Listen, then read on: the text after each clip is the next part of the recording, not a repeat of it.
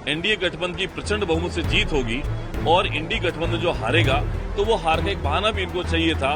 तो कुल मिलाकर के कांग्रेस जनित के मुद्दों से भागना चाहती है। ये उनकी मजबूरी है कि राहुल जी ने कांग्रेस के और अन्य नेताओं को फोन कर दिया होगा इस बिल पर अपने कुछ नहीं बोलना, क्योंकि उनका जो मुस्लिम वोट बैंक है वो उससे नाराज हो जाता। आज प्रदेश की जनता मुख्यमंत्री को धन्यवाद करती है। एक ऐतिहासिक बिल जो है ये राजस्थान की विधानसभा में पास हुआ है। देखिए, राजस्थान पूरे देश भर का वो पहला प्रांत बना है जहां धर्म के आधार पर जिन लोगों का धर्म परिवर्तन कराया जाता है जबरदस्ती, चाहे आर्थिक प्रलोभन से हो, चाहे दबाव से हो या अन्य किसी कारण से, तो पूरे देश भर में सख्त से सख्त कानून बनाने वाला पहला प्रदेश बना है। मैं इसके लिए राजस्थान के विकास पुरुष, जन जन के हितैषी और जनप्रिय नेता भजनलाल शर्मा जी का धन्यवाद प्रकट करता हूं।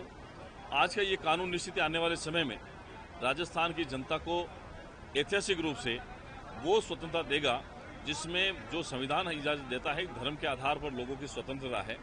आज के बिल में दुर्भाग्य ये रहा कि कांग्रेस के किसी भी साथी सदस्य ने इस पर एक भी बात सदन के अंदर नहीं करी।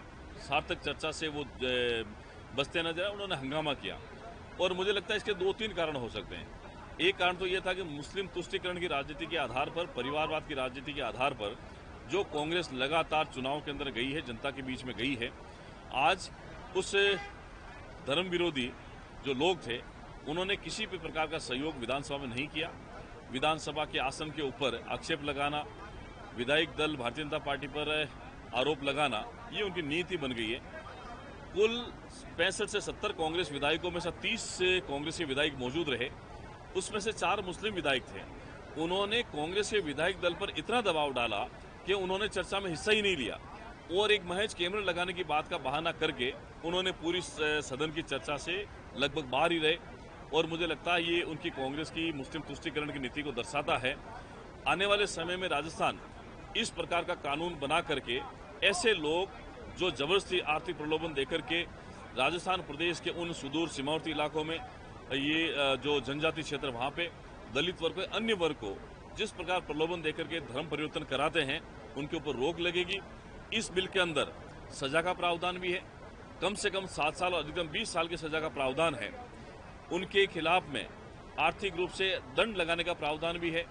उनके खिलाफ में जो व्यक्ति या संस्थाएं इस काम को करेगी उनकी संपत्ति को सीज करने का अधिकार भी दिया गया, उनकी संपत्ति को बुलडोजर से ध्वस्त करने का अधिकार भी दिया गया है। कुल मिलाकर के इतना सख्त कानून और किसी देश के राज्य में नहीं है।